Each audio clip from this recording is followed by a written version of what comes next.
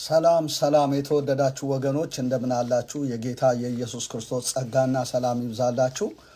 ሰሞኑን ዘማሪት ዘርፌ ከበደ በኒቆዲሞስ ሾው ላይ በሰጠችው ኢንተርቪው ምላሽ እሰጣለሁ ብለው መጋቤ ሐዲስ እሸቱ አለማየሁ ከሳቸው የማይጠበቅ ነገር ተናግረዋል። መልካም ንግግር ቢሆን መልካም ነበር፣ ግን ስለ ቤተ ክርስቲያኒቱ ሳይሆን ስለ ራሳቸው ከፍታ እንዲህ ሲሉ ተናግረዋል። እኔ እዚህ ተሰብኳል አልተሰበከም ለሚለው ማለት ክርስቶስ አልተሰበከም ብለው ነው ብዙዎች የሚወጡት። እኔ እዚህ ተሰብኳል አልተሰበከም ለሚለው ቤተ ክርስቲያኒቱን ጠንቅቄ እንዲያው በግምት በመላምት ሳይሆን ተምሬ አውቄ ጠንቅቄ ስለማውቃት ክርስቶስን እንዴት አርጋ በምን መጠን እንደሰበከችው ጥንቅቅ አድርጌ ስለማውቃት የሞላ አእምሮ ያረፈ ሕሊና ይዤ ነው የምኖረው ብለው ጠንቅቀው እሳቸው ከሌላው ይልቅ ለይተውና ጠንቅቀው የሚያውቁና ያረፈ ልቡና ይዘው እንደሚኖሩ ተናግረዋል። ይሄ እንግዲህ ራስን ከፍ ማድረግ ይባላል። ምንም የሰጡት መልስ የለም ለዘርፌ። የራሳቸውን ክብርና ከፍታ ነው የተናገሩት። ነገር ግን ጠንቅቀው የሚያውቃት አለመሆኑን ከዚህ ኢንተርቪው ማለት እሳቸው ከተናገሩት የቪዲዮ መልእክት መልስ ተመልሼ አብራራዋለሁ። እኔ ተባረኩ፣ ተከታተሉ። ኦርቶዶክስ ቤተክርስቲያን ይህንን ያህል መስቀል አንጠልጥላ ኢየሱስ ሲባል ሰዎችን የምታሳድድ ከሆነ ማርያም ሲባል የማይረበሹ ከሆነ ችግር አለ ማለት ነው የሚል ደግሞ ሌላ ጥያቄ። ለምንድን ነው ኢየሱስን አይደለም ወይ የምናመልከው? በቅንነት ነው። እኔ የእውነት ኢየሱስን አይደል ወይ እቺ ቤተክርስቲያን የምታመልከው? ታዲያ ለምንድን ነው ኢየሱስ ሲባል ሰዎች የሚቆጡ የሚሉ ጥያቄዎች ወደ ውስጤ በጣም እየበዙ መጡ። ደግሞም እያስመሰከሩልኝ መጡ። ማርያም ስትይ ቅዱሳን ስትይ በጣም ደስ ይላቸዋል። በመዝሙርሽ መሃል እንግዲህ አምላክ ነው አይደለም? ዋና ነው አይደል? ከሱ በላይ ማን አለ? ኢየሱስ ስትይ ግን አንቺ ጴንጤ ሆንሽ እንዴ እስከ መባል ደረጃ እየደረሰ ተመጣ ነው። አንዳንድ ሰዎች አሁን እኔ የምታዘበው አለ ከኦርቶዶክስ ተዋሕዶ ቤተክርስቲያን ወጥቻለሁኝ። ለምን ወጣ ስትለው አይዛ ክርስቶስ አልተሰበከም ብሎ ነው የሚወጡት። እኔ እዚህ ተሰብኳል አልተሰበከም ለሚለው ቤተክርስቲያንን ጠንቅቄ እንደው በግምት በመላምት በሐሳብ ሳይሆን ተምሬ አውቄ ጠንቅቄ ስለማቃት ክርስቶስ እንዴት አርጋ በምን መጠን እንደሰበከችው ጥንቅቅ አርጌ ስለማቅ የሞላ አይምሮ ያረፈ ሕሊና ይዤ ነው የምኖረው።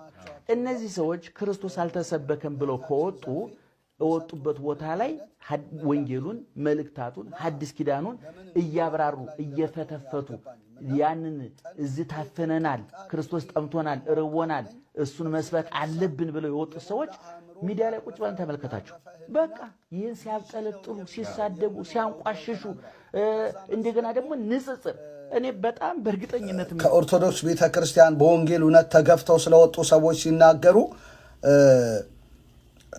ከወጡበት ቦታ ላይ እዚህ ታፍነናል ያሉ ሰዎች አብራርተው ወንጌሉን ማስተማር ሲገባቸው እነርሱ ግን ሲያብጠለጥሉ፣ ሲሳደቡ፣ ሲያንቋሽሹ እንደገና ደግሞ ንጽጽር ሲያደርጉ ነው የሚታዩት ብለው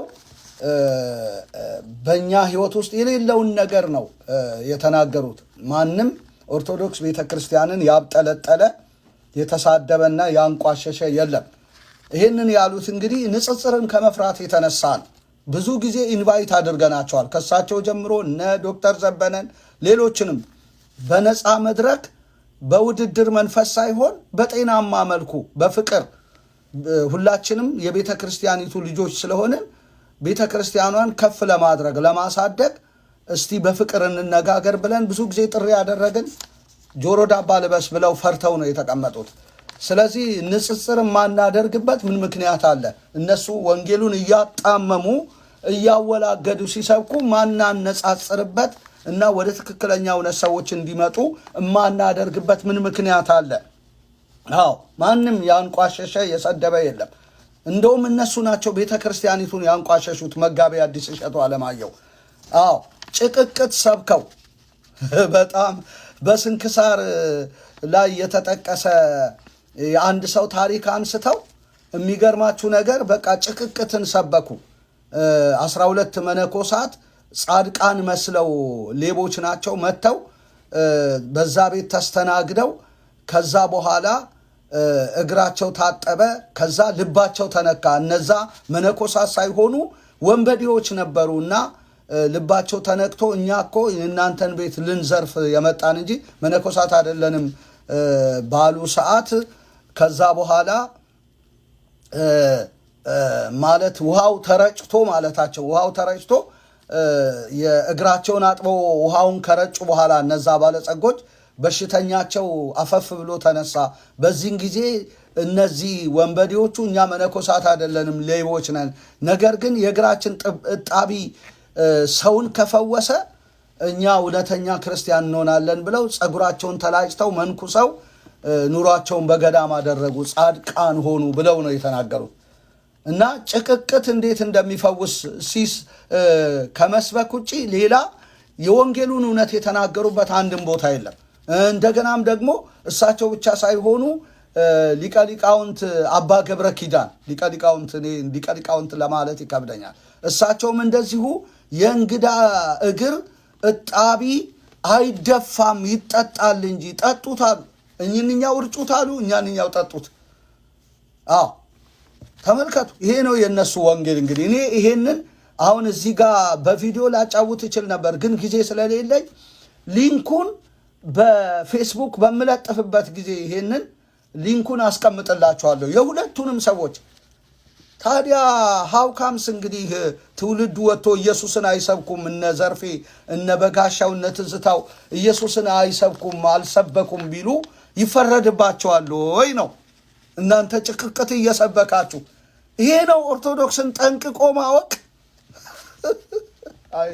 አይ መጋቢ አዲስ እሸቱ አለማየሁ መጋቢ አዲስ ስለተባሉ ነው እንዴ ጭቅቅት እየሰበከ አንድ ሰው ኦርቶዶክስን ጠንቅቄ ያውቃለሁ ሲል ትንሽ አያፍርም? በጣም ነው የሚያሳዝነው። በጣም ገና ትውልድ ጥሏችሁ ይሄዳል። በሊንኩን አስቀምጠዋለሁ፣ ሄዳችሁ ተመልከቱ። የሁለቱንም ሰዎች ሊቀ ሊቃውንት መጋቢ አዲስ ተብለው የተቀመጡ ሰዎች ናቸው። ነገር ግን አንዳች ስለ ኦርቶዶክስ የሚያውቁት ነገር የለም። እንግዲህ የኦርቶዶክስ የመጀመሪያ ኦርቶዶክስ እምነት ምን እንደሚመስል አሁን ላሳይ ይፈልጋለሁ። ከመጽሐፍ ቅዱስ አይደለም እኔ እንደውም የምጠቅሰው ከሃይማኖተ አበው መጽሐፍ ከዛ ነው የምጠቅሰው። ሃይማኖተ አበው ትልቅ መጽሐፍ ነው፣ አንጋፋ የሆነ መጽሐፍ ነው። ይሄው ማየት ትችላላችሁ። ሃይማኖተ አበው መጽሐፍ ይሄ ነው፣ የቤተ ክርስቲያኒቱ ዋና መጽሐፍ ነው።